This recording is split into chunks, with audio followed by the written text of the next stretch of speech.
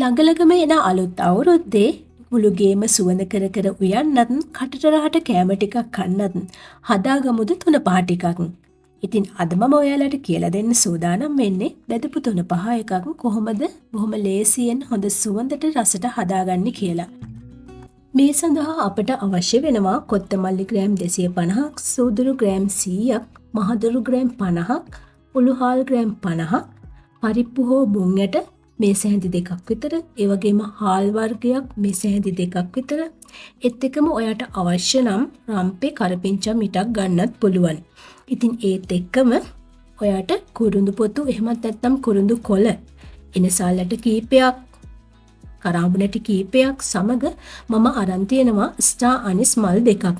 ඉතින් ඔයාට ස්ටාර් අනිස් තියෙනවා නම් දාගන්න පුළුවන්, නැතිනම් අත්‍යවශ්‍ය නැහැ.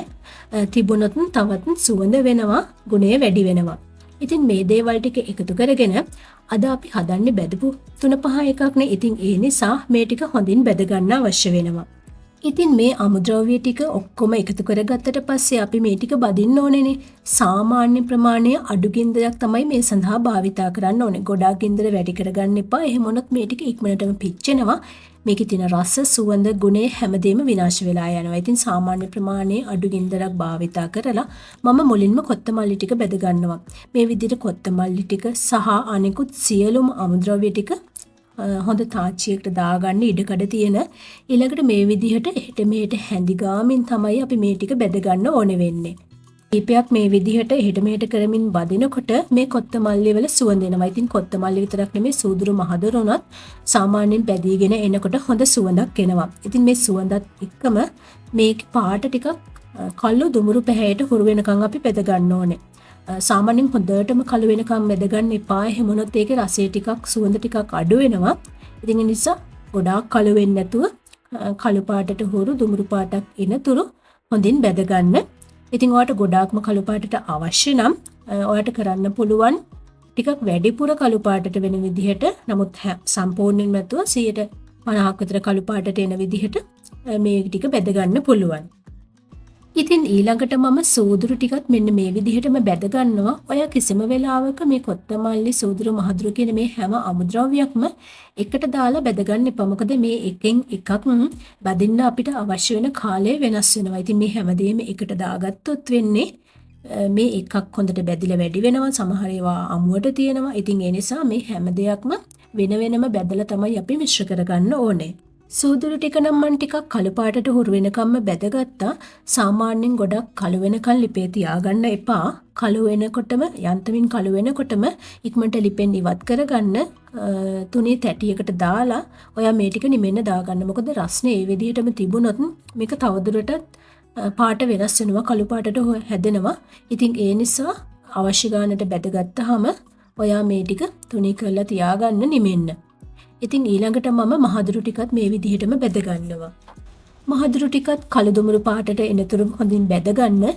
ඊළඟට මේ විදිහටම තමයි අපි ඔලුහාල් ටික බෙද ගන්න. ඔලුහාල් ටික කළු වෙනකම්ම තියාගන්න එපා. සාමාන්‍යයෙන් රන්වන් පාටට එනතුරු බෙදගෙන ඉක්මනට ලිපෙන් ඉවත් කරගන්න.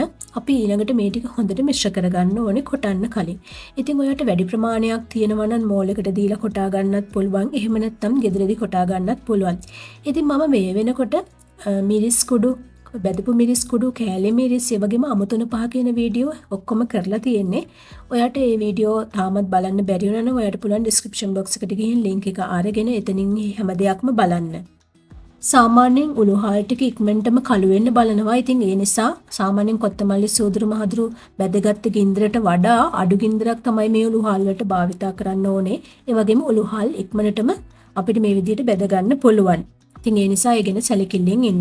ඊළඟට මම පරිප්පු ටික සහ හාල් ටික දෙකම එකට දාලා සාමාන්‍ය ප්‍රමාණයෙන් බෙද ගන්නවා. මේ බදින එකටම පුළුවන් කරදමුංගු, කරාඹු නැටි, ඒ වගේම ස්ටානිස්, කුරුඳු පොතු ටික එකතු කරලා බෙද ගන්න. ඉතින් ඔයා භාවිතා කරන්නේ කුරුඳු කොළ නම් ඒ ටිකත් මේකටම එකතු කරලා බෙද ගන්න පුළුවන්.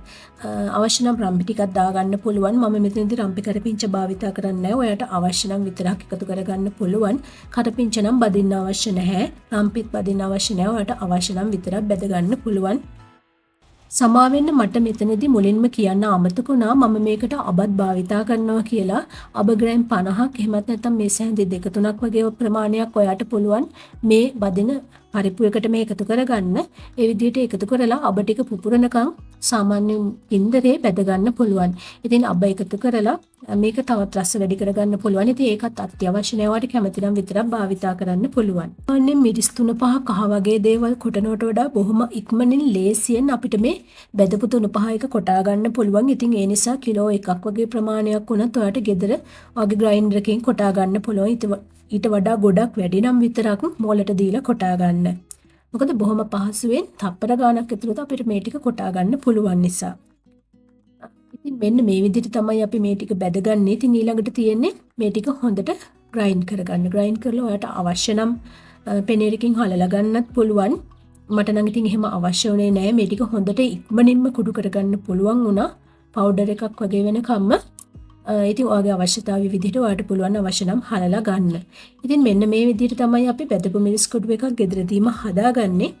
මේ බෙදගත් අමුද්‍රව්‍ය ටික ඔක්කොම හොඳට මිශ්‍ර කරලා ටිකක් වෙලා නිමෙන්න තියාගන්න. ඉතින් සාමාන්‍යයෙන් යන්තමට රස්නේ තියෙද්දි හෝ හොඳටම නිමුණට පස්සේ ඔයාලට පුළුවන් ග්‍රයින්ඩ් එකට දාලා හොඳට කුඩු කරගන්න.